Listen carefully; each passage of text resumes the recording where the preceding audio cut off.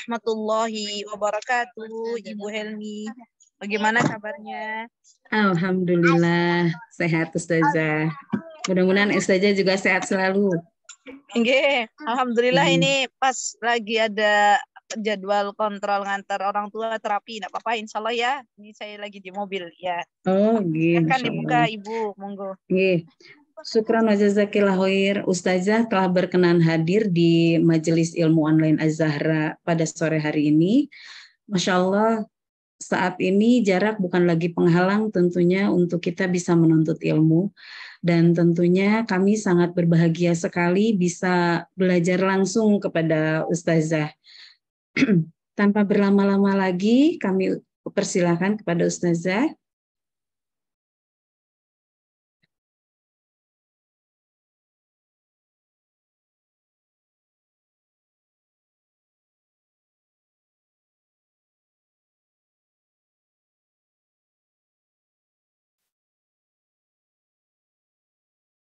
Baik Ibu. Ya Ustazah.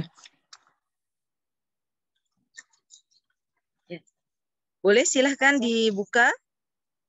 Sudah Ustazah, langsung sudah. ke pemaparan materi ini. Melanjutkan materi yang sebelumnya Ustazah. Ya, kemarin terakhir sampai mana Ibu ya? Sampai tata cara mandi besar. Oh iya, sudah selesai tata cara mandi besar? Sudah Ustazah. Sudah, baik. Baik, bismillahirrahmanirrahim. Assalamualaikum warahmatullahi wabarakatuh. Waalaikumsalam warahmatullahi wabarakatuh. Alhamdulillahilladzi an'amna alaina bi ni'matil imani wal islam. Alhamdulillahilladzi hadana lihada wa ma kunna linahtadiya laula an hadana Allah. Nashhadu an la ilaha illallah wahdahu la syarika lah wa nashhadu anna Muhammadan abduhu wa rasuluh sallallahu alaihi wa ala alihi wa ashabihi wa man tabi'ahum bi ihsanin ila yaumiddin. Allahumma inna nas'aluka ilman nafi'an wa rizqan thayyiban wa amalan mutaqabbalan. Allahumma alimna ma yanfa'una wanfa'na bima 'allamtana wa zidna ilman tanfa'una bih. Rabbana taqabbal minna innaka antas samiul alim wa tub 'alaina innaka antat tawwabur rahim. Rabbi shrah li sadri wa yassir li amri wahlul 'uqdatam min lisani yafqahu qawli. Baik, sahabat-sahabatku yang saya cintai karena Allah, alhamdulillah pada kesempatan yang berbahagia ini kita diberikan kesempatan oleh Allah Subhanahu wa taala untuk duduk bersama-sama di majelis ilmu di taman dari taman surganya Allah Subhanahu wa taala. Dan barang siapa yang ia menempuh jalan untuk menuntut ilmu, maka akan dimudahkan jalan baginya surga. Kita berdoa kepada Allah Subhanahu wa taala, semoga Allah Subhanahu wa taala senantiasa memudahkan kita semuanya untuk menuju surganya Allah Subhanahu wa taala. Amin. Allahumma amin. Salawat beriring salam semoga tetap Allah limpahkan kepada suri tauladan kita Nabi Muhammad sallallahu alaihi wasallam, dan juga kepada keluarga besar beliau, kepada para sahabat ridwanullahi alaihim. Kita berdoa semoga kita semuanya kelak mendapatkan syafaat di hari kiamat nanti. Amin. Allahumma amin. Baik, subhanallah, tidak terasa kita sudah menyelesaikan banyak bab di dalam kitab Thaharah, dan untuk memulai kajian kita pada sore hari ini, nasta'inu billah, kita memohon pertolongan kepada Allah Subhanahu wa taala. Nanti kita akan, kemarin sudah terakhir di mandi besar. Sekarang kita akan belajar tentang mandi sunnah. Jadi kemarin ada yang tertinggal tentang mandi sunnah, dan ini penting juga teman-teman toharoh, karena yang namanya mandi itu bukan hanya mandi junub, bukan hanya mandi wajib, tapi ada beberapa mandi sunnah. Dan saya meminta kepada panitia, segenap panitia dari Majlis Talim Az-Zahra, Majlis Talim Az-Zahra ya, Bu Helmi namanya ya? Az-Zahra Ustazah. Az-Zahra. Iya. Majlis Talim Az-Zahra untuk membuat soal, ya soal, mungkin bisa 10 soal, kemudian nanti ada jawabannya. Tujuannya nanti disebar linknya, misalnya pakai apa sekarang, pakai Google itu ya, yang nanti tinggal klik. Nah, tujuan utamanya agar kita bisa memurajaah. Tidak apa-apa nanti, kalaupun soal dari saya insya Allah saya buatkan, dan nanti teman-teman yang langsung membuat ke Google Form dan nanti disebar ke para peserta ya, insya Allah. Kenapa saya katakan ilmu itu harus dimurojaah teman-teman? Karena kalau tidak dimurojaah, kalau tidak dievaluasi, maka ilmu tersebut akan menguap, ilmu tersebut akan hilang. Dan sebaik-baik murojaah, sebaik-baik evaluasi adalah diamalkan. Jadi ilmu kalau diamalkan, subhanallah, dia akan barakah. Dan ilmu kalau diajarkan, dia pun akan melekat. Ya, jadi boleh teman-teman, setelah teman-teman belajar nih Kitabut Thaharah, boleh teman-teman buka halaqah, buka kajian-kajian yang berhubungan dengan Kitabut Thaharah. Dan ini akan membantu kita untuk memurojaah ilmu yang telah kita dapatkan. Baik, kita akan memulai dari mandi sunnah. Ya, jadi mandi itu ada mandi wajib, dan kita sudah belajar kemarin. Kemudian ada mandi sunnah. Teman-teman yang dimuliakan Allah, kapan mandi sunnah ini dianjurkan oleh Nabi kita Muhammad sallallahu alaihi wasallam? Menurut Imam Syafi'i rahimahullahu taala, kata beliau yang pertama adalah mandi ketika akan mengerjakan ibadah salat Jum'ah. Ya. Dan ibadah salat Jum'ah ini teman-teman, kalau sebagian madhab mengatakan hanya untuk kaum laki-laki. Tapi sebagian madhab lain mengatakan bahwa salat Jumat juga boleh untuk kaum wanita. Maka barang siapa yang dia akan menunaikan ibadah salat Jumat, hendaklah ia mandi terlebih dahulu. Dan mandi ini disebut dengan mandi sunnah. Ya, kalau teman-teman misalnya ya, semoga Allah Subhanahu wa taala memudahkan teman-teman semua yang saat ini sedang bermajlis ilmu, dimudahkan untuk bisa berkunjung ke Baitullah, dan di sana nanti teman-teman akan melihat di hari Jumat Masjidil Haram, Masjid Nabawi itu banyak yang mengerjakan ibadah salat Jumat ya, dari kalangan kaum wanita. Nah, ketika akan mengerjakan ibadah salat Jumat misalnya, maka disunahkan untuk mandi terlebih dahulu. Kemudian yang kedua adalah mandi ketika akan mengerjakan sholat Idul Fitri. Nah, Masya Allah, ini teman-teman saatnya kita mengajarkan putra-putri kita ya bagaimana persiapan. Jadi bukan hanya malam Lebaran itu teman-teman, bukan hanya menyiapkan baju baru untuk putra-putri kita, tapi ada PR juga untuk kita sebagai orang tua, mengenalkan kita sounding anak-anak bahwa besok nak kalau mau mengerjakan sholat Idul Fitri ataupun sholat Idul Adha, maka disunahkan untuk mandi terlebih dahulu. Ya, Masya Allah. Jadi subhanallah, hal ini telah dianjurkan oleh Nabi kita Muhammad SAW dalam riwayat yang sahih, teman-teman. Ada seorang laki-laki pernah menanyakan tentang mandi kepada Ali. Kemudian ia menjawab, kata Ali, mandilah setiap hari jika engkau mau. Maka laki-laki itu mengatakan, maksudnya adalah mandi sunnah. Dan Rasulullah SAW, saya pernah mendengar kata Ali, Rasulullah SAW pernah menganjurkan kita untuk mandi sebelum sholat Idul Fitri dan Idul Adha. Nah, subhanallah ya, ini diantara mandi sunnah. Kemudian yang ketiga teman-teman adalah mandi ketika akan mengerjakan sholat istisqa. Perlu diketahui bahwa sholat istisqa ini adalah sholat meminta hujan. Jadi kalau ada di sebuah kota, teman-teman, misalnya hujan tidak kunjung datang, maka boleh bagi penduduk setempat untuk melaksanakan sholat meminta hujan kepada Allah Subhanahu wa taala, dan ini namanya adalah salat istisqa. Nah, siapapun yang akan salat istisqa maka dianjurkan untuk mandi terlebih dahulu. Dan mandi ini adalah sunnah.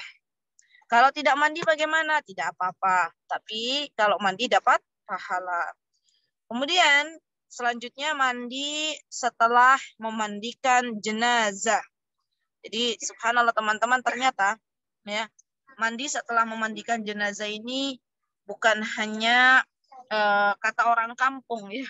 Karena kan kadang kita dapati orang mandi setelah memandikan jenazah itu dikait-kaitkan sama orang kampung agar apa-apa yang tadi dibawa, katanya ya, dibawa oleh melekat pada jenazah itu dibuang, dibersihkan. Padahal sejatinya bukan seperti itu.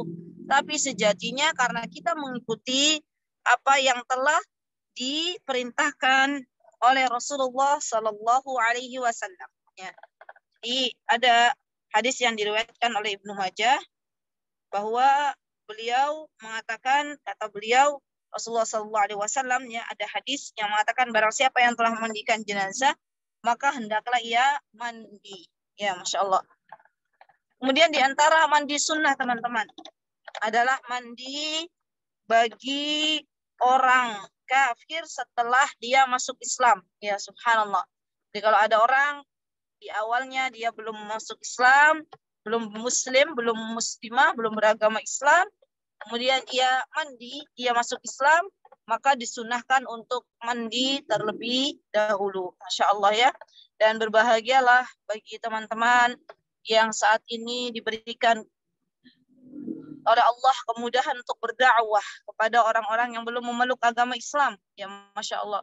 Apa yang mereka lakukan ketika mereka akhirnya masuk Islam, dari berbagai macam amal soleh kita dapat pahalanya. Masya Allah. Dan di antara nasihat yang mesti kita sampaikan kepada orang-orang yang baru masuk Islam, dan itu artinya sudah menjadi saudara kita. Kalau sudah masuk Islam, dia saudara kita, maka di antara nasihat yang mesti kita lakukan adalah kita memberitahu dia bahwa dia dianjurkan untuk mandi terlebih dahulu. Baik. Kemudian teman-teman, di antara yang disunahkan mandi adalah mandi ketika teman-teman kelak akan melaksanakan ibadah haji atau umrah. Insya Allah ya. Kalau teman-teman berdoa kepada Allah, memohon kepada Allah untuk dimudahkan ibadah umrah dan ibadah haji, maka Allah akan memanggilnya. Karena yang namanya ibadah umrah atau ibadah haji itu, teman-teman, terutama ibadah umrah, itu sejatinya bukan ibadahnya orang kaya saja. Banyak kenyataannya, realnya, orang-orang yang biasa-biasa saja, subhanallah, yang mungkin di Indonesia hanya kuli bangunan. Ya, saya kemarin alhamdulillah bifadlillahi ta'ala, alhamdulillah wa syukurillah, membawa rombongan, dan di antara rombongan itu teman-teman ada yang rombongan umrah, dan di antara mereka itu ada yang kerjaannya subhanallah, mohon maaf bukan saya merendahkan, tapi ini memotivasi kita ya. Dia adalah kuli bangunan. Ya, ada juga yang penjual bakso kaki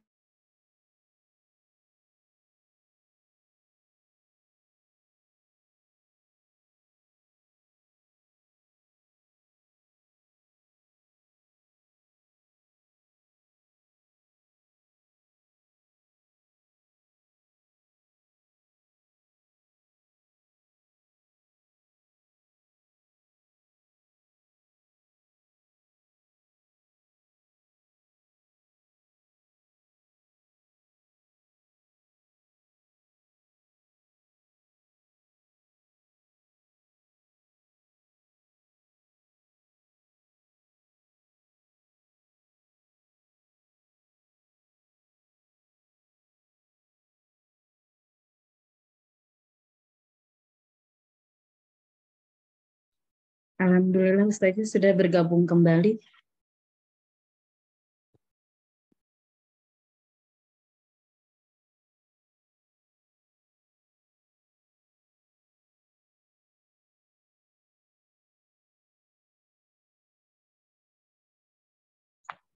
Alhamdulillah, jazakillah khair. Mohon maaf. Ini sepertinya tadi terpental saya dari Zoom. Alhamdulillah sudah bisa masuk kembali. Tadi terakhir sampai mana ya Ibu Helmi ya? Suara yang terdengar. Mandi ketika kita akan melaksanakan umroh atau haji, Ustazah? Yang cerita tukang bakso belum? Iya, tukang bakso udah. Sudah. Baik. Jadi teman-teman sekalian, subhanallah, ibadah umrah ini adalah benar-benar murni panggilan dari Allah. Siapa yang mau, siapa yang rindu ke Baitullah, maka Allah akan panggil dengan caranya Allah. Dengan caranya Allah. Maka dari itu saya ajak diri saya dan teman-teman semua untuk banyak-banyak berdoa kepada Allah Subhanahu wa taala, meminta kepada Allah Subhanahu wa taala agar dimudahkan untuk beribadah umrah, beribadah haji ya. Dan nanti setelah teman-teman dimudahkan oleh Allah untuk sampai ke sana, kemudian teman-teman sampai di miqat, biasanya sebelum ke miqat, siapapun yang beribadah umrah ataupun haji, ia akan mandi terlebih dahulu di hotel biasanya. Nah, ini mandi ini adalah mandi yang disunahkan.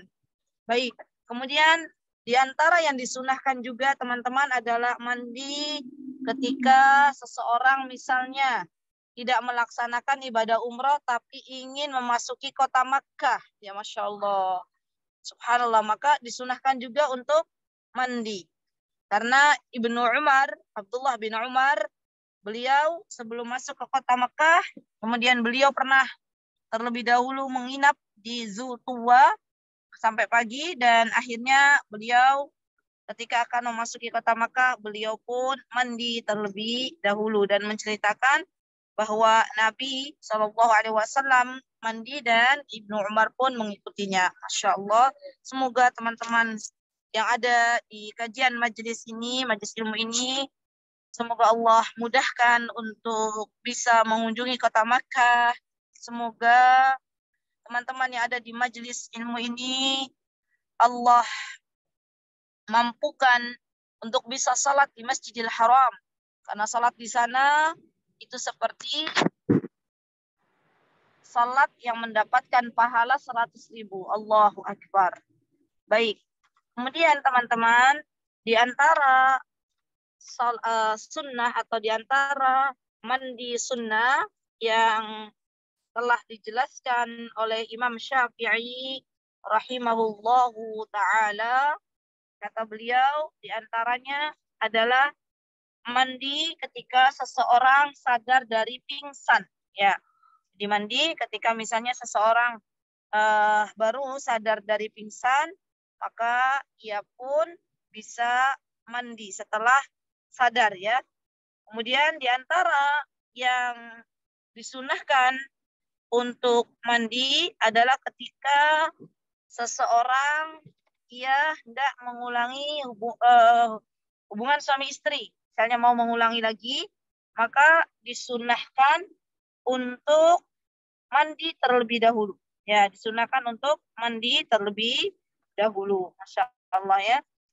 Dan di antara yang disunahkan oleh Rasulullah SAW, ketika seseorang, kata Imam Syafi'i, yang mandi ketika akan wukuf di Arafah. Ya, ini juga termasuk. Kalau kita mengikuti mazhab Imam Syafi'i dan teman-teman sedang berhaji, ya Rabb, mudahkanlah kami semuanya, teman-teman yang belum berhaji, untuk berhaji dengan caranya Allah. Tidak usah dipusingkan antrinya lama, 60 tahun, 50 tahun, 35 tahun. Itu kan antri yang kita lihat secara zahir. Tapi kalau Allah sudah memanggil teman-teman untuk berhaji, maka dengan caranya Allah akan panggil teman-teman di tahun yang sama. Jadi teman-teman sekarang subhanallah ada haji namanya haji furoda, ya haji yang daftar langsung berangkat. Maka kita minta kepada Allah Subhanahu wa taala. Dan ketika teman-teman nanti akan wukuf di Arafah itu tanggal 9 Zulhijjah, maka teman-teman disunahkan untuk mandi terlebih dahulu. Ya, subhanallah. Semoga Allah Subhanahu wa taala memberikan kesempatan kepada kita semuanya untuk bisa wukuf di Arafah. Amin. Allahumma amin. Kemudian di antara yang disunahkan kata Imam Syafi'i rahimahullahu taala adalah mandi ketika akan melempar jumroh. Ya, ketika akan melempar jumroh maka disunahkan juga untuk mandi. Dan Imam Syafi'i mengatakan disunahkan juga ketika akan mengerjakan tawaf. Tapi ini sunnah ya teman-teman. Kalau teman-teman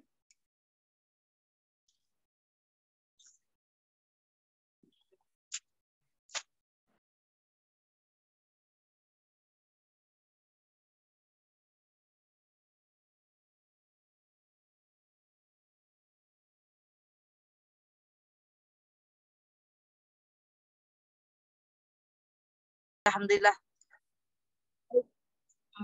Insya Allah nanti sebentar lagi nih sudah sampai rumah, mudah-mudahan bisa terkondisikan.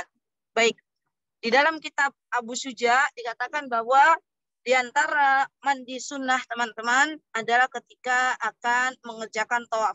Namun di sini kalau memang misalnya teman-teman tidak mandi ketika akan mengerjakan tawaf tidak apa-apa. Bukan merupakan syarat sah tawaf mandi itu. Ya, jadi Ustazah saya mau tawaf tapi nggak mandi dulu misalnya. Boleh, tidak apa-apa. Kalau tawafnya tawaf sunnah. Karena tawaf itu kan ada tawaf yang mengiringi ketika kita akan melakukan ibadah umrah. Ya, nanti setelah itu sa'i. Ada juga tawaf sunnah. Ya, tawaf sunnah bisa kita laksanakan. Nah, kalau teman-teman ada yang mau mandi, boleh silakan. Yang enggak juga nggak apa-apa. Karena ini termasuk dari bagian sunnah. Baik, kemudian di antara mandi yang disunahkan adalah ketika akan mengerjakan sa'i. Ya. Dan kalaupun misalnya teman-teman tidak mandi karena cukup misalnya tadi mandi di miqat, maka ya sebelum masuki miqat maka ini pun sudah cukup. Baik. Setelah kita paham tentang mandi-mandi sunnah, maka kita memasuki pembatan atau sebelum ini ya pembatan mengusap sepatu kita akan belajar tentang ini dulu, khufain atau hukum mengusap sepatu. Dan ini teman-teman, Masya Allah, bisa dikiaskan dengan hukum mengusap kaos kaki. Ya, pada zaman sekarang, karena kita tahu yang namanya khuf atau sepatu dan tidak asal sepatu sebenarnya ada ciri khasnya sendiri. Ya. Khuf itu seperti apa? Biasanya ada talinya yang banyak itu dan itu biasanya dipakai oleh orang zaman dahulu kala untuk bepergian. Ya. Nah, sekarang karena jarang orang memakai khuf, para ulama mengkiaskan dengan kaos kaki. Ya. Nah, di kitab Matan Abu Syuja ini dikatakan wal mashu 'alal khuffaini jaizun bi thalathati syara'id. Mengusap kedua sepatu atau kedua kaos kaki itu dibolehkan dengan 3 syarat. Ya, teman-teman harus pahami dulu. Sebelum teman-teman akan mengusap, maka teman-teman harus bisa pahami dulu. Yang pertama, apa syaratnya? An yabtadi'a lubsahuma ba'da kamalit thahara. Ini penting. Jadi, teman-teman ketika memakai kaos kaki atau memakai khuf, kalau memang teman-teman sudah meniat nanti akan mengusapnya, maka hendak ketika memakainya itu harus teman-teman dalam keadaan suci. Baik dari hadas besar maupun dari hadas kecil. Jadi berwudu dulu. Kalau memang teman-teman memiliki hadas kecil, akan memakai kaos kaki atau memakai khuf, itu berwudu terlebih dahulu, bersuci terlebih dahulu. Kemudian yang kedua, wa an yakuna satiraini li mahalli ghusl fardi min al-qadamain. Kedua sepatunya atau kedua kaos kakinya menutupi bagian kaki yang wajib dibasuh. Berarti artinya bagian kaki yang wajib dibasuh itu kan sampai mata kaki. Ya, berarti sepatu yang dipakai atau kaos kaki yang dipakai itu harus menutupi bagian mata kaki. Kemudian yang ketiga, wa an yakuna mimma yumkinu tatabu'ul masyi 'alaihima. Kedua sepatunya atau kedua kaos kakinya terbuat dari bahan yang tahan untuk terus dipakai berjalan. Ya, Masya Allah. Dan ini diantara syaratnya. Nah, kapan atau berlaku berapa hari bagi orang-orang yang ingin mengusap kaos kaki ataupun sepatunya, maka mu'alif mengatakan, pengarang kitab ini mengatakan, wa yamsahul muqimu yawman wa laylah. Bagi orang yang muqim, maksudnya adalah orang yang tidak bepergian, orang yang tinggal di rumahnya, ia diperbolehkan mengusap khufnya, mengusap sepatunya, atau mengusap kaos kakinya selama sehari semalam. Ya, jadi batasannya teman-teman sehari semalam saja. Berbeda dengan musafir. Musafir itu orang yang sedang bepergian. Maka batas membasuh khuf atau mengusap khuf, mengusap kaos kaki, batasnya adalah salasata ayyamin bilayalihinna. 3 hari, 3 malam. Ya.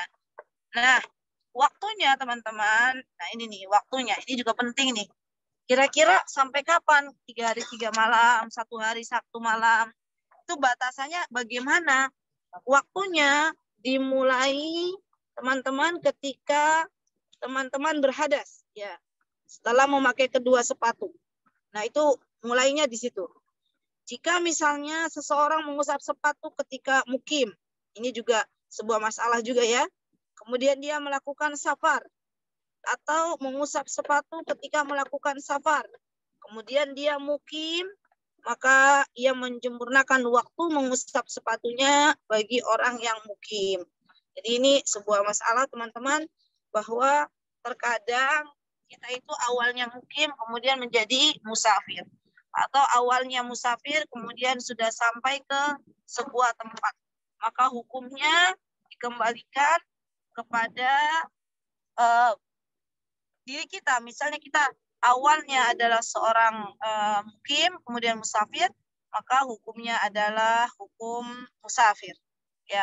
Atau sebaliknya, misalnya kita musafir, kemudian kita mukim, maka hukumnya disempurnakan, selesaikan dulu 3 hari 3 malamnya, baru kemudian kita menjadi statusnya menjadi seorang mukim. Wallahu ta'ala a'lam. Baik. Nah, setelah kita mengetahui waktunya dan batasannya untuk khuf, untuk mengusap atau untuk mengusap kedua kaos kaki, kemudian yang akan kita bahas apa-apa saja yang membatalkan, ya, teman-teman. Yang membatalkan untuk kita akhirnya sudah tidak bisa lagi mengusap khuf atau sudah tidak bisa lagi mengusap sepatu. Di antara pembatalnya adalah wayabtulul mas'u bisalasati asya. Ada 3 yang bisa membatalkan untuk mengusap sepatu. Di antaranya bikhal'ihima, kalau sepatunya dilepas. Jadi kalau sepatunya dilepas berarti dia batal, sudah tidak boleh lagi untuk mengusapnya kecuali dia harus memakainya kembali dalam keadaan suci. Bisa dipahami ya? Jadi kalau teman-teman pengen niat untuk mengusap khuf, ya kemudian ternyata setelah niat teman-teman pakai dalam keadaan suci, nah teman-teman lepas itu khuf berarti batal. Kemudian yang kedua adalah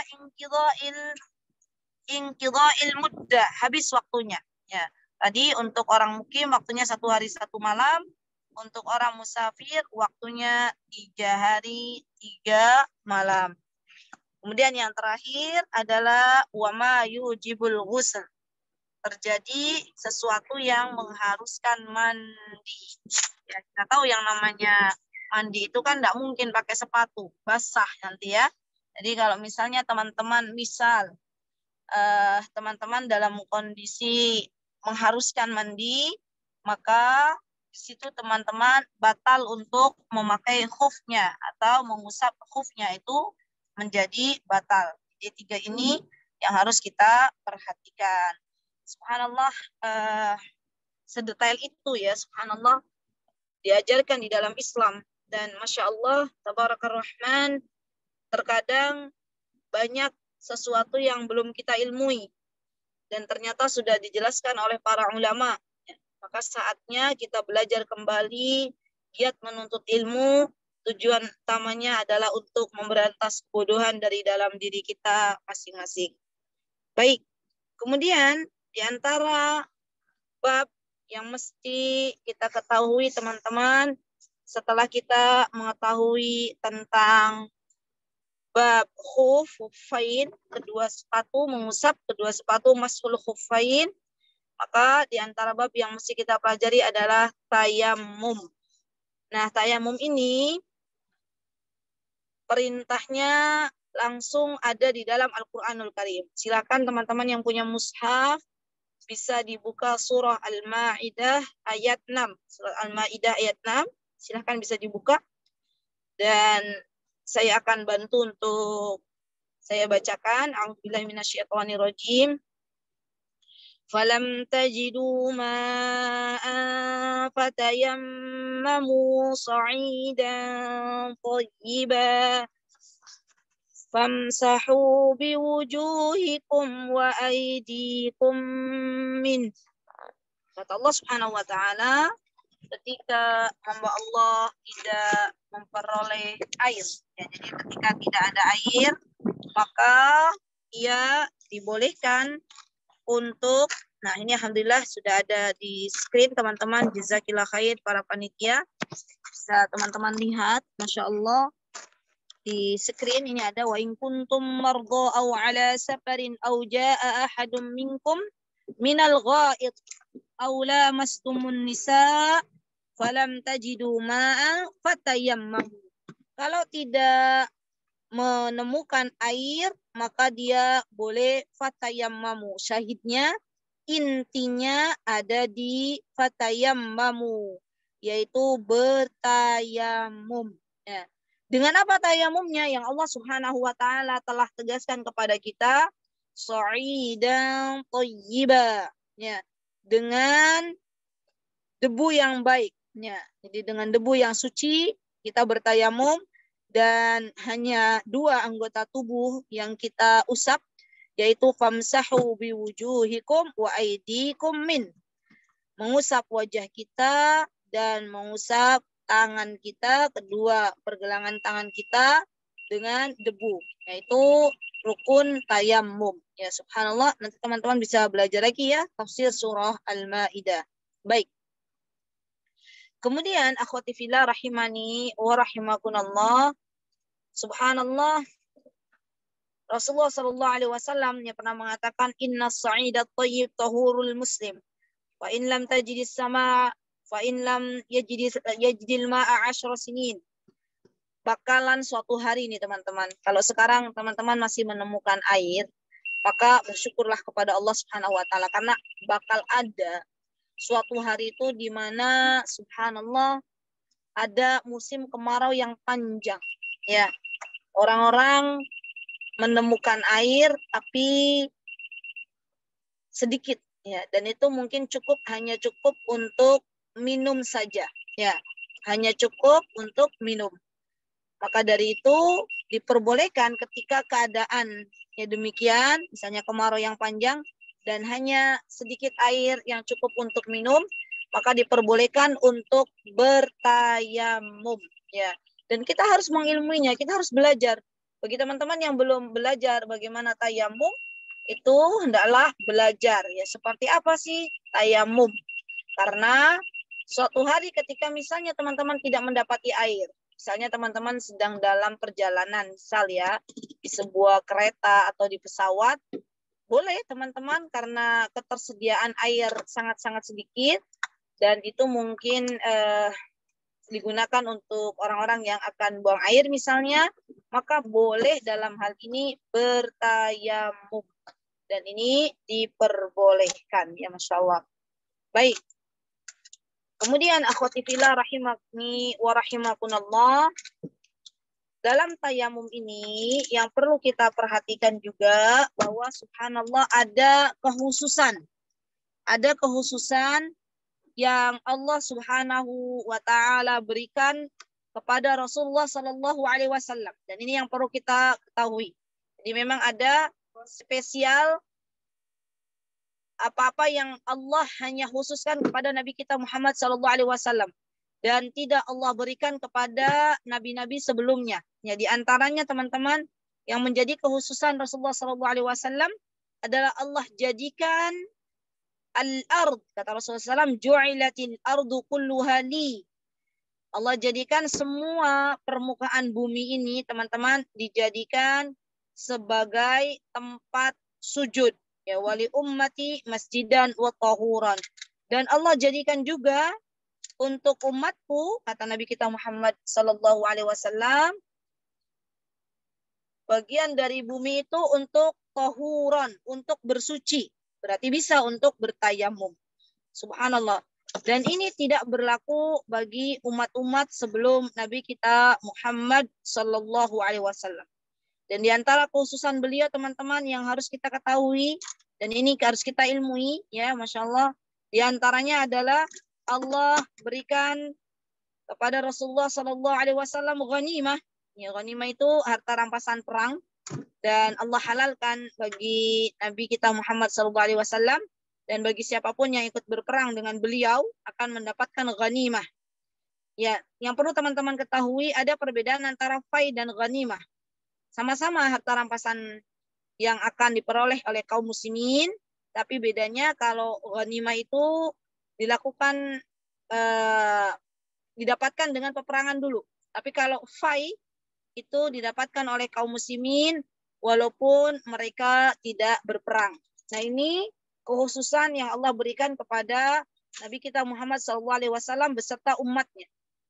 Dulu teman-teman, dulu waktu para nabi beserta umatnya mendapatkan ghanimah, maka di antara mereka seperti Nabi Musa alaihissalam membakar ghanimah tersebut. Ya, jadi tidak dipakai.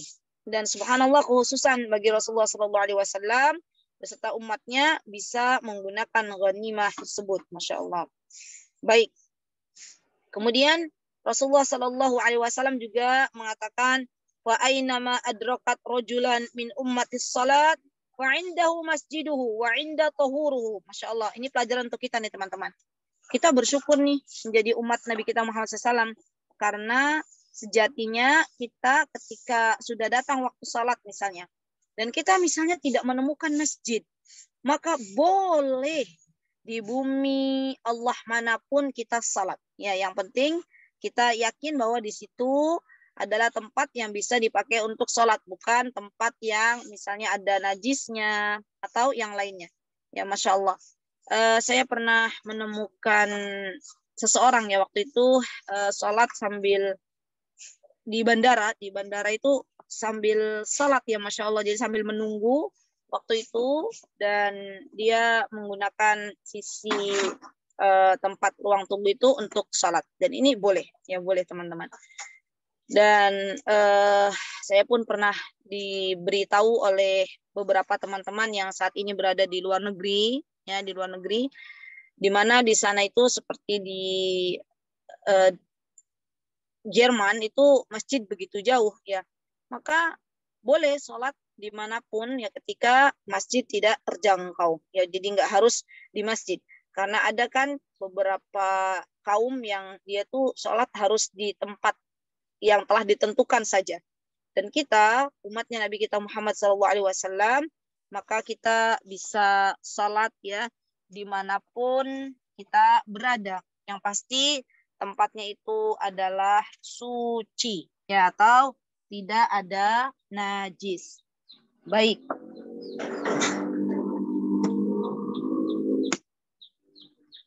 Kemudian akhwati fillah rahimani wa rahimakumullah, setelah kita tahu bahwa di antara kekhususan yang Allah Subhanahu wa taala berikan kepada Rasulullah sallallahu alaihi wasallam, di antaranya adalah tayammum, ya, maka yang perlu kita ketahui adalah masalah dari berbagai macam masalah yang ada di tayammum.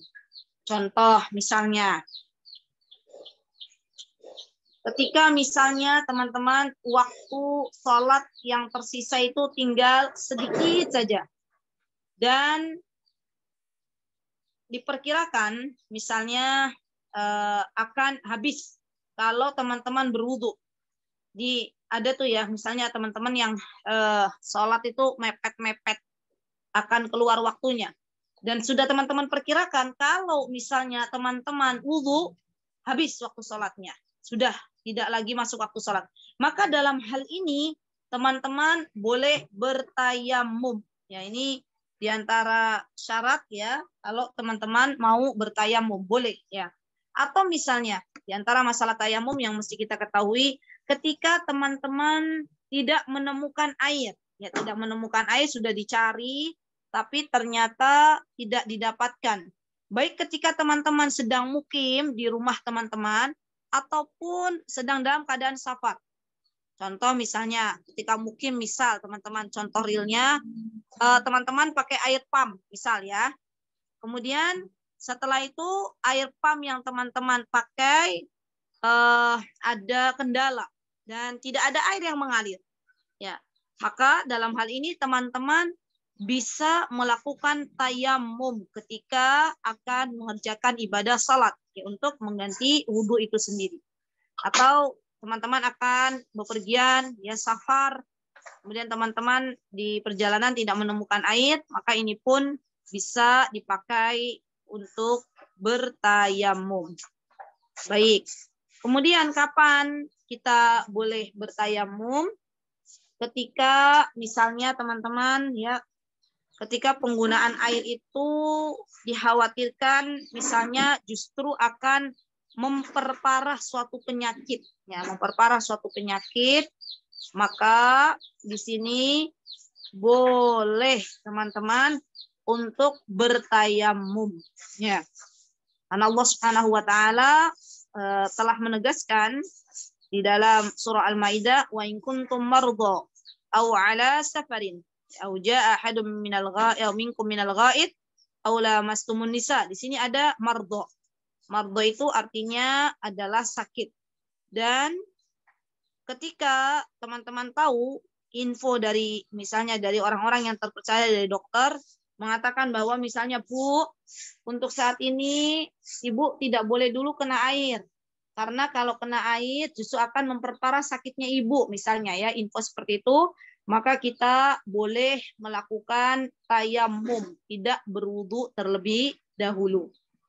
Baik, kemudian yang perlu kita ketahui juga teman-teman dari pembahasan tayamum adalah ketika misalnya teman-teman memiliki air yang hanya cukup untuk minum, makan misalnya ya, atau apa misalnya digunakan untuk yang sangat-sangat penting ya, hanya itu cukup hanya untuk bisa minum, maka ini juga diperbolehkan untuk bertayamum ya. Nah, tayamum ini teman-teman perlu diketahui bukan hanya untuk mengganti wudhu, tapi juga dia bisa untuk mengganti mandi besar ya. Dan mungkin ada apa ya beberapa orang yang baru tahu ya bahwa ternyata tayamum tuh bukan hanya saja menggantikan posisi wudhu, tapi juga posisi mandi.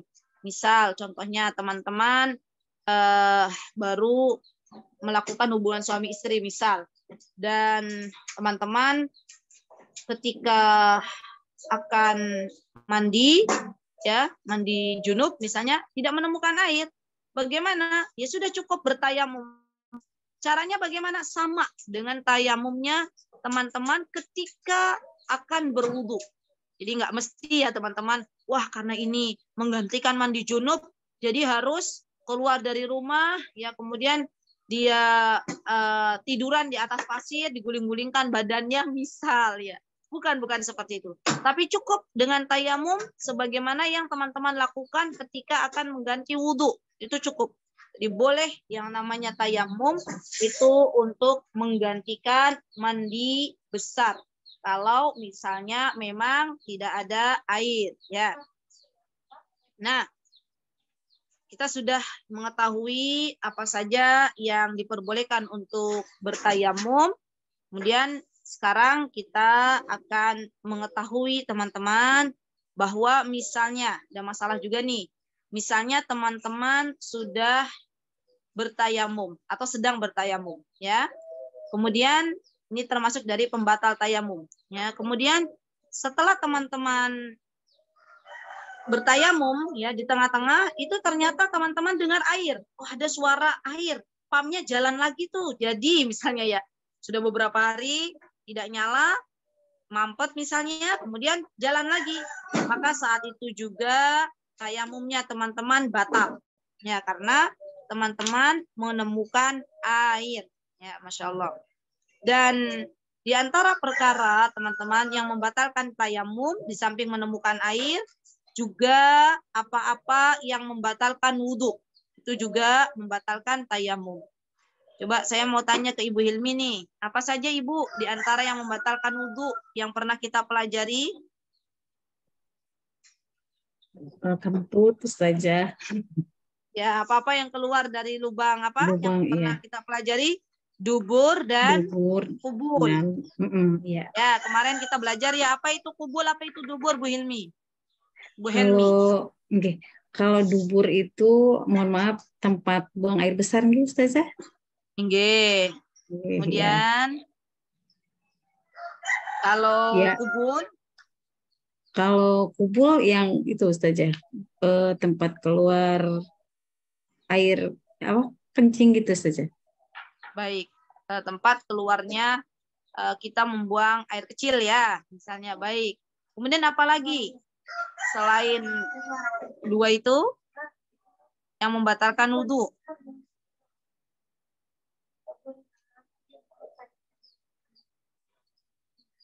Ya, yang kemarin kita sudah pernah bahas di Murojaah sebentar. Oh iya, ini ada yang saja. Tidur ya. Chat. Ya, siapa aja boleh tidur. Syaratnya tidurnya seperti apa? Dengan tidak meletakkan pantat di atas tanah. Iya. Dengan tidak meletakkan, mohon maaf, pantat di atas ubin atau di atas tanah. Iya. Tidurnya pulas.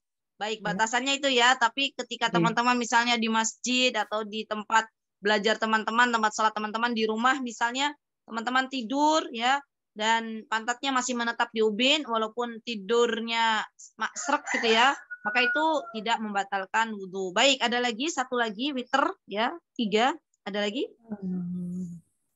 Apa yang membatalkan wudhu? Bersentuhan kulit tanpa ada penghalang antara laki-laki dan perempuan, yang bukan mahram.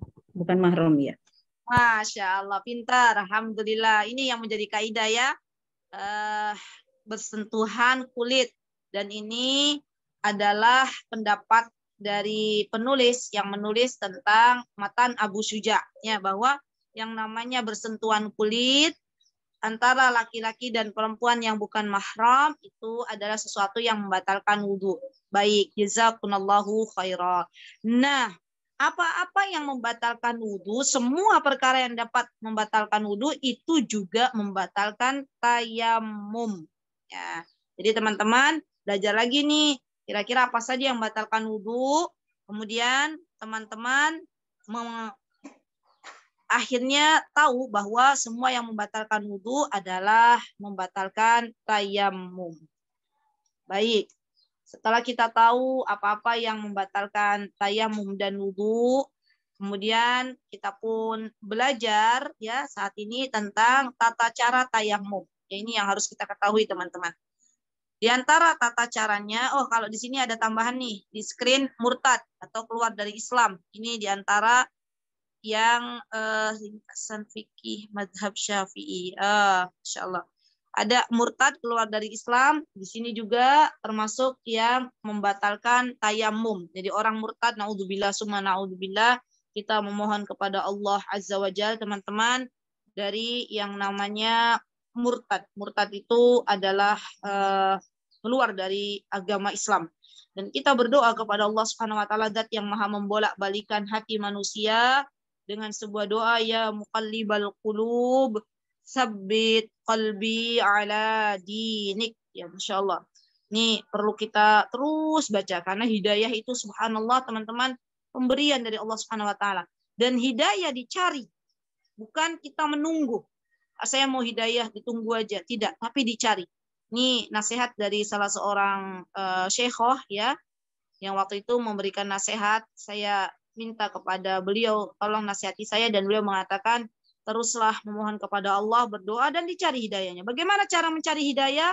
Dengan berthalabul ilm, dengan duduk di majelis ilmu. Saat ini nih teman-teman sedang mencari petunjuk, sedang mencari hidayah. Dan teruslah belajar, karena sejatinya yang namanya belajar itu tidak mengenal waktu. Masya Allah. Baik. Mu'alif mengatakan teman-teman di sini walladhi yabtulut tayammum salasata asya, ya, bahwa yang membatalkan tayammum ada 3. Yang pertama ma'abtalal wudu, semua perkara yang membatalkan wudu. Yang kedua ru'yatul ma fi ghairi waqti shalah, melihat air di luar waktu shalah. Dan yang ketiga adalah murtad, ya, atau riddah, ya. Nah, kemudian yang perlu diketahui oleh teman-teman, ya, misalnya ada sebagian teman-teman yang sedang sakit misalnya ya, kemudian diperban atau dibalut dengan perban. Bagaimana cara dia bersuci? Cukup, ya, tidak usah dibuka kembali perbannya, tapi cukup diusap saja di luar perban.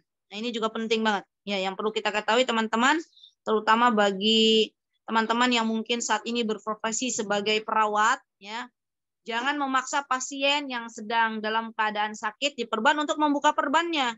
Ini malah justru akan memperparah keadaan, ya. Tapi diusap bagian luar perbannya, ya, kalau ingin bertayamum. Baik, setelah kita mengetahui tentang bagaimana cara, ya, bertayamum bagi yang diperban, maka yang perlu kita ketahui juga teman-teman adalah rukun tayamum. Nah, ini penting banget. Karena biasanya dalam sebuah ibadah itu ada rukun, ada syarat. Nah, rukun ini mohon digarisbawahi adalah sesuatu yang menentukan tentang sah atau tidaknya sebuah ibadah. Jadi teman-teman, kalau ibadahnya sah atau tidak, maka bisa dilihat dari rukunnya. Ya. Kalau teman-teman melaksanakan semua rukun ibadah, maka kita sah melaksanakan ibadah tersebut. Ya. Di antara rukun tayamum teman-teman adalah niat. Dan kita sudah mengetahui bahwa semua niat itu semuanya ada di dalam hati. Kecuali 2 perkara, 2 amal solih yang niatnya kita ucapkan. Masih ingat apa itu 2 amal solih teman-teman? Boleh dibuka mic-nya. Teman-teman yang tahu apa 2 amal solih yang dia wajib untuk mengeraskan niat dan tidak diterima ibadahnya kalau tidak mengeraskan niat. Apa itu 2 amal solihnya? Yuk, boleh silakan dibuka mic-nya. Atau Ibu Helmi juga boleh, silakan jawab Ibu Helmi. Ibadah apa? Haji dan umroh, Kak Ustazah. Masya Allah, betul. Haji dan umrah. Terima kasih Mbak Ringga.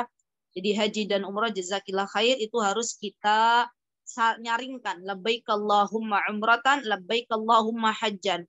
Kalau kita enggak mau, saya enggak mau riya dalam hati saja, justru malah nanti tidak sah. Karena Rasulullah SAW memberikan petunjuk bahwa untuk haji dan umrah niatnya dilafadzkan. Nah, kalau untuk tayamum ini cukup niat teman-teman di dalam hati bahwa teman-teman ingin bertayamum. Itu rukun yang pertama. Rukun yang kedua, teman-teman, adalah di sini mengusap wajah. Masya Allah, sudah ada nih di screen. Silakan boleh teman-teman di screenshot juga boleh. Mengusap wajah, dan kita sudah tahu ya mana batasan wajah. Batasan wajah itu tempat tumbuhnya rambut. Ini batasan wajah. Kemudian yang ketiga adalah mengusap tangan. Ada yang mengatakan hingga siku, ada yang mengatakan hingga pergelangan saja. Ya, jadi teman-teman di sini ada perbedaan pendapat. Ya, jadi ada yang mengatakan sampai pergelangan, tapi kalau di kitab Matan Abu Syuja di sini ngusap tangannya ya, bukan hanya telapak tangan sampai pergelangan tapi sampai siku. Tidak apa-apa. Ya, ini kan dalam bab ijtihad, dalam bab fikih ya, yang mana ketika seseorang yang beristihad itu salah, mujtahid itu salah, maka dia tidak akan berdosa ya. Jadi ada kalau kita belajar di sini maka mengusap tangannya sampai siku. Tapi kalau teman-teman mungkin menemukan misalnya ada tata cara tayamum yang mana dia mengusap tangannya hanya cukup telapak tangan sampai pergelangan, itu pun adalah sesuatu yang tidak perlu kita salahkan ya. Inilah subhanallah hikmahnya perbedaan ya teman-teman dalam kitab fikih, dan hikmahnya teman-teman tahu ilmu. Jadi tidak mudah menyalah-nyalahkan orang ya. Coba kalau kita tidak tahu ilmunya, ada orang tayamum mencuci sampai siku, kita langsung mengatakan itu kok bisa ya mencuci sampai siku? Kayaknya enggak deh, pernah itu Rasulullah mencuci sampai siku misal ya. Jadi mudah menyalahkan. Tapi kalau kita berilmu, oh berarti dia mungkin mengikuti fikih madhab Imam Syafi'i rahimahullahu ta'ala ya. Baik. Kemudian yang keempat ya adalah tertib. Tertib bahasa Arabnya apa kemarin? Ada yang masih ingat? Tertib ya, berurutan. Jadi harus niat dulu dan harus mengusap wajah, kemudian mengusap tangan. Tadi ada dua pendapat ya, hingga siku atau pergelangan, dan juga tertib atau berurutan. Nah, teman-teman, ini sebenarnya menjadi amal jariah nih bagi kita, mengajarkan untuk anak-anak ya, mengajarkan untuk anak-anak. Jadi jangan sampai hanya guru agama saja yang mengajarkan tata cara bertayamum ya, maka kalau kita mencukupkan gurunya anak-anak yang di sekolah, yang dapat pahalanya guru anak-anak kita.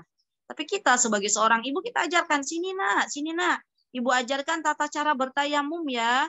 Subhanallah, itu tata cara yang sederhana teman-teman, tapi menjadi sebuah amal jariah bagi kita semuanya. Masya Allah, semoga Allah mudahkan kita untuk banyak-banyak mengajarkan kebaikan bagi anak-anak kita.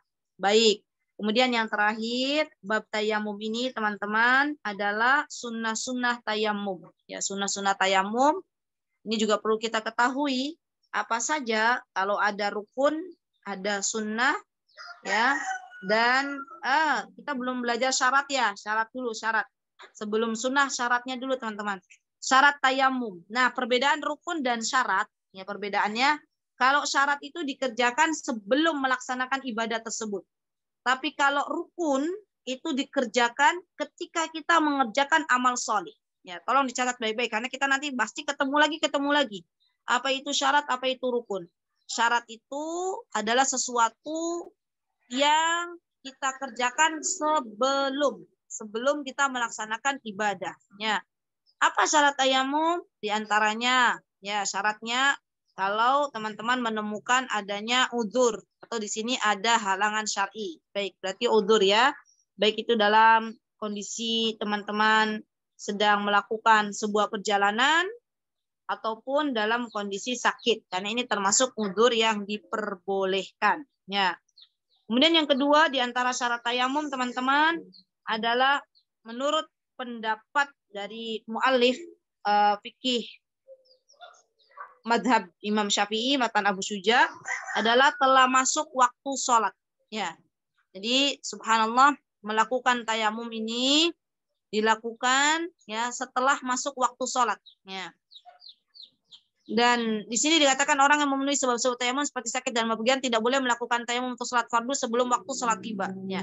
Ini menurut beliau. Tapi ada juga yang mengatakan bahwa bolehnya kita bertayamum sebelum masuk waktu sholat, dikiaskan dengan ibadah wudhu. Jadi ibadah wudhu kan boleh sebelum masuk waktu sholat, kita boleh berwudhu. Ya, dan ada sebagian orang-orang yang menjaga wudhu itu sendiri. Ya wallahu ta'ala alam, tapi kalau kita lihat di kitab ini, maka dijadikan sebagai syarat tayamum adalah masuknya waktu sholat. Ya.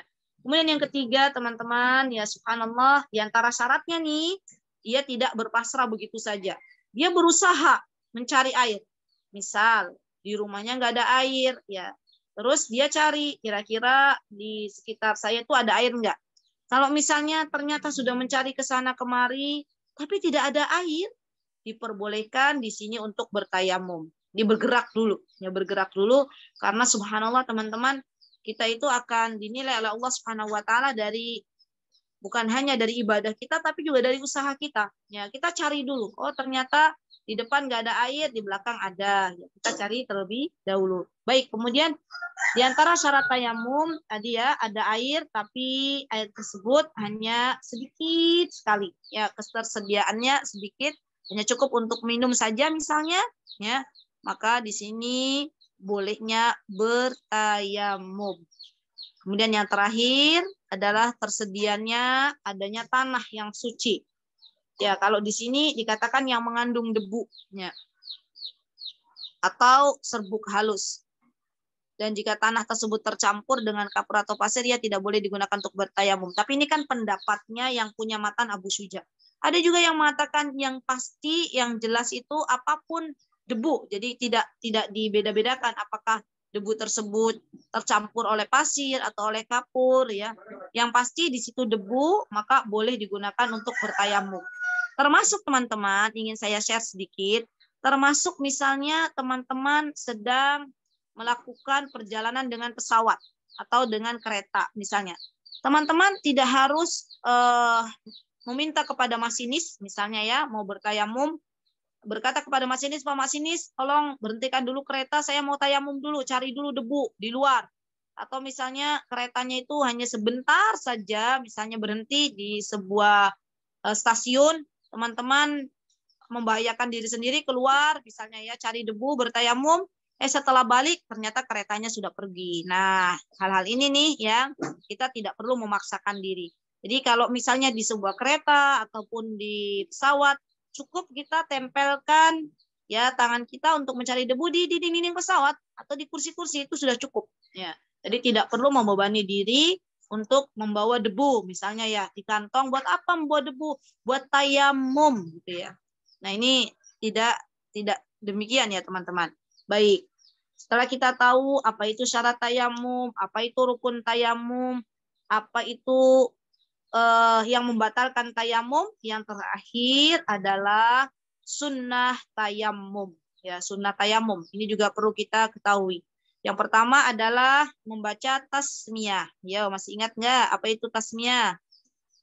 Kemarin sudah saya share ya, tasmiyah. Apa itu tasmiyah? Boleh diangkat mikrofonnya, silakan.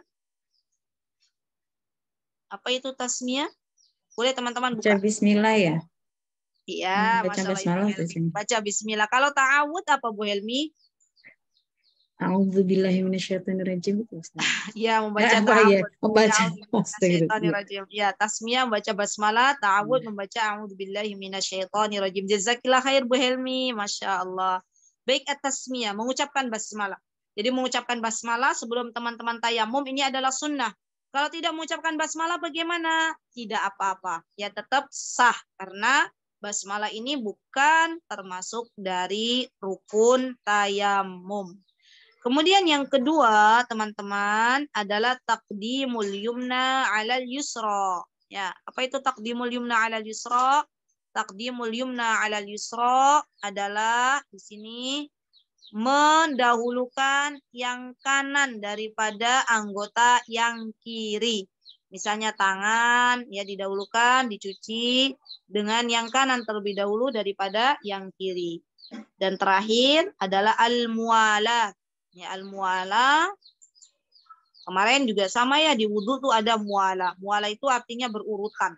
Jadi teman-teman ketika mengusap muka, wajah dengan tangan itu tidak memiliki jedah yang terlalu lama. Sudah saya contohkan kemarin. Ada orang berwudhu, kemudian datang tamu, dia baru mencuci mukanya, dia ngobrol sejam, balik lagi, lanjutkan nyuci tangan. Itu nggak boleh. Namanya bukan muwalat, tidak berkelanjutan. Ya. Nah, ini juga perlu kita ketahui teman-teman, apa itu muwalah, apa itu riddah, apa itu tasmiyah, apa itu ta'awud. Baik, alhamdulillah kita sudah menyelesaikan tentang bab tayamum dan alhamdulillah teman-teman sepertinya ini Bu Helmi saya sampai jam berapa memberikan materi, Bu? Tadi jam sekarang Ustazah nanti ada sesi tanya jawab tidak? Bisa ada sesi Boleh, jika ada yang mau bertanya. Baik. Oh, okay. Sekarang mungkin untuk sesi tanya jawab nih Ustazah. Soalnya ini udah ada yang masuk juga beberapa. Baik, Ibu. Baik. Baik, Okay. saya tutup dulu nggih. Baik, alhamdulillah kita selesai dari tentang apa? Tayamum. Nanti insya Allah macam-macam najis, kemudian ada najis yang dimaafkan. Insya Allah nanti kita akan berjumpa di pertemuan selanjutnya. Barakallahu fikunna jami'an ya akhwat. Semoga apa yang teman-teman dapatkan di sore hari ini menjadi ilmu yang bermanfaat. Jazakumullahu khaira. Aqulu qawli hadza wastaghfirullah li wa lakum. Wa akhiru da'wana anil hamdulillahi rabbil alamin. Wassalamualaikum warahmatullahi wabarakatuh. Silahkan Ibu Helmi, saya kembalikan kepada Ibu. Waalaikumsalam warahmatullahi wabarakatuh. Alhamdulillah kita telah mendengar pemaparan materi dari Ustazah Ummu Yasir yang begitu sangat jelas. Sepertinya Bunda-Bunda Soleh juga sudah tidak sabar, sudah ada beberapa pertanyaan yang masuk. Cuma mungkin karena berhubung waktu, jadi kami batasi 2 atau 3 pertanyaan saja, nggih Ustazah. Yang pertanyaan yang pertama, nggih. Dari Ummu Zahron yang domisilinya di Pekanbaru, Masya Allah. Pertanyaannya, saat safar, kadang kita harus sholat di tempat yang kurang nyaman, tempat wudhu jauh dari musola sehingga sulit buka sepatu. Apakah boleh kita mengusap sepatu saja dan kemudian masuk ke musolanya dengan melepas sepatu tersebut? Jazakumullah khairan katsir. Ustazah Afwan mau satu-satu atau bagaimana? Satu-satu. Bentar, Ibu Helmi tempat yang kurang nyaman, tempat duduk jauh dari musola sehingga sulit bersepat.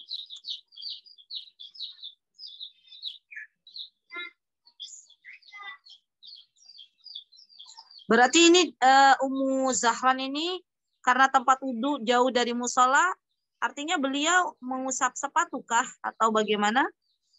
Ya, berarti dia ingin mengusap sepatu ya? Iya, Ustazah. Baik, berarti sebelum safar dia sudah niatkan memakai khufnya, yaitu untuk mengusap mengusap sepatu dia dalam keadaan suci. Baik, dan kemudian masuk ke musolanya dengan melepaskan sepatu tersebut. Wallahu ta'ala alam. Yang pasti yang tadi kita ketahui bahwa di antara yang membatalkan wudu adalah melepas sepatu. Atau misalnya begini nih, solusinya. Kan biasanya kalau memakai sepatu itu kita pakai kaos kaki. Nah, maka kita cukup usap kaos kaki kita saja. Ya, cukup usap kaos kaki kita sebelum bepergian. Dalam keadaan kita suci, kita mengusap kaos kaki. Nanti kalau teman-teman misalnya sedang di rest area, ya, di Jawa itu kan sudah ada banyak misalnya safar di rest area misalnya. Nah, teman-teman cukup untuk membuka sepatu tanpa melepas kaos kaki. Nah, ini mungkin sebagai solusi ya. Begitu Ibu Helmi.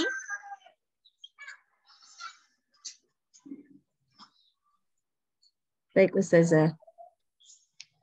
Pertanyaan yang mudah-mudahan jawaban tadi cukup Ummu Zahron.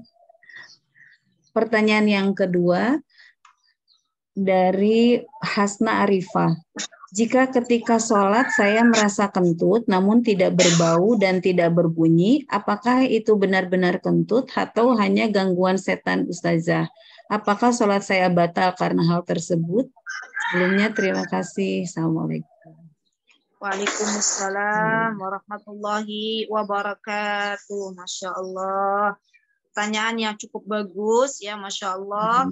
Dan ini sepertinya adalah pertanyaan yang mewakili teman-teman. Ya, subhanallah. Ketahuilah wahai saudariku, ada gangguan ya, was-was ya, syaitan memberikan was-was itu kepada hamba-hamba Allah. Ya. Di antara gangguan yang senantiasa atau yang sering diselipkan oleh syaitan adalah ada rasa kentut ya, padahal dia tidak mendengar ataupun tidak mencium baunya ya.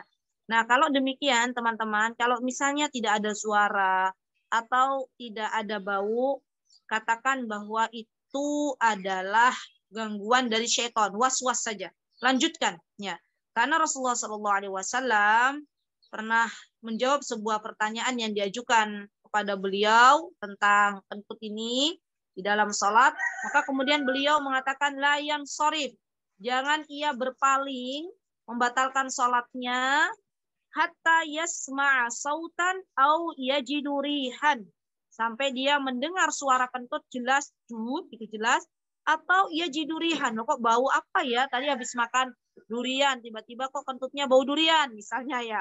Jadi benar-benar jelas tuh cium baunya, oh ya ada, kayaknya ada bau kentut. Rasakan, mungkin kan kita kadang ya subhanallah, yang namanya kentut itu kan kadang apa ya, bisa kita rasakan loh. Oh saya tadi kentut deh. Oh tercium bau. Kalau sudah yakin, kita yakin tuh, oh saya kentut, terdengar bau, terdengar apa? Terdengar suara, tercium bau, maka di sini batal sholatnya. Tapi kalau misalnya tidak ada suara, tidak ada bau, maka kata Rasulullah SAW, la yansharif, jangan ia berpaling, lanjutkan sholatnya. Subhanallah teman-teman, ada banyak kasus, ya ada banyak kasus yang datang kepada saya. Banyak orang sholat itu gangguannya adalah was-was syaitan. Contoh misalnya, kalau teman-teman nih, misalnya ada yang mau takbir Allahu Akbar, terus ada rasa kayaknya tadi takbir saya belum sempurna deh. Terus dia ulangi lagi Allahu Akbar, ya. Terus ada lagi kayaknya belum sempurna Allahu Akbar. Ini was-was dari syaitan. Berarti cukup satu kali saja Allahu Akbar, sudah. Ada rasa was-was kayaknya belum sempurna, tinggalkan. Ya. Karena kalau kita mengikuti syaitan, setannya senang. Dia akan ganggu lagi dari arah yang lain. Ya. Jadi subhanallah, kita juga berlindung nih kepada Allah Subhanahu wa taala dari was-was syaitan. Ya. Ada di dalam surah An-Nas, ya dijelaskan bahwa syaitan membisikkan kepada manusia. Wallahu taala a'lam. Baik, saya kembalikan kepada Ibu Helmi, silahkan. Baik Ustazah. Masih bisa satu lagi Ustazah? Boleh, silahkan. Dari Bu Hasmulia, izin bertanya Ustazah, kalau kondisi kita ada air, tapi kondisi tubuh kita tidak bisa kena air karena bisa mengakibatkan menggigil, apakah mandi besarnya itu bisa diganti dengan tayamum saja? Baik, jazakillah khair kepada penanya, ya Masya Allah, kepada Ibu siapa tadi? Ibu Hasmulia. Ibu Hasmulia, ya. Ya, kalau memang Ibu melihat kondisi Ibu, ya kita kan setiap diri kita pasti berbeda-beda ya kondisinya. Kita bisa mengukur sendiri kondisi badan kita. Kalau Ibu sudah mengukur kondisi badan Ibu, kalau saya terkena air misalnya sampai menggigil dan itu menyebabkan misalnya lebih parah, misalnya Ibu punya alergi misalnya atau punya penyakit apalah, dan itu akan menyebabkan lebih parah, maka di sini dibolehkan untuk bertayamum, ya. Tapi teman-teman, kalau misalnya teman-teman ada air, terus teman-teman nggak mau karena cuman kedinginan misalnya ya, tidak ada sesuatu yang membahayakan setelahnya, maka di sini kita minta pertolongan kepada Allah agar dikuatkan, ya. Nah, jadi setiap diri kita tuh kondisinya beda-beda. Ya, ada yang mungkin mudah terkena air, kemudian akhirnya kalau mudah terkena air akhirnya flu ya. Kemudian tambah sakitnya, di sini dia bisa bertayamum. Tapi kalau misalnya bisa dikondisikan, maka menggunakan air itu lebih baik. Wallahu taala a'lam. Ya, saya kembalikan kepada Ibu Helmi, silahkan. Ya, jazakillah Ustazah. Ini sebetulnya masih banyak Ustazah bunda-bunda yang mau bertanya. Cuma berhubung karena waktu sebentar lagi maghrib, mohon maaf kepada bunda-bunda yang pertanyaannya belum sempat saya bacakan kepada Ustazah. Mudah-mudahan di lain kesempatan bisa ditanya. Alhamdulillah tidak terasa waktu sudah berakhir untuk kajian kita pada hari ini. Jazakillah khairan kasir kepada Ustazah Ummu Yasir yang telah membersamai kami selama kajian ini. Semoga materi yang telah disampaikan bisa membawa manfaat bagi kita semua sehingga kita bisa mengamalkannya dalam kehidupan kita sehari-hari. Dan kami ucapkan jazakunallah khairan kasir kepada bunda-bunda solihah yang senantiasa bersemangat dalam menuntut ilmu bersama Majelis Taklim Az-Zahra Batu Putih Tanjung Bara. Insya Allah kita akan bertemu kembali di kajian-kajian berikutnya. Tak lupa kami mohon maaf jika dalam kajian sore hari ini ada yang kurang berkenan. Marilah kita tutup kajian sore hari ini dengan bersama-sama beristighfar dan membaca doa kafaratul majelis. Astagfirullahaladzim, astagfirullahaladzim, astagfirullahaladzim. Subhanakallahumma wa bihamdika, asyhadu an la ilaha illa anta, astagfiruka wa atubu ilaih. Assalamualaikum warahmatullahi wabarakatuh. Waalaikumsalam warahmatullahi wabarakatuh. Jazakumullah khairan Ustazah. Panitia, barakallahu fikum. Khairan Ustazah. Mohon maaf.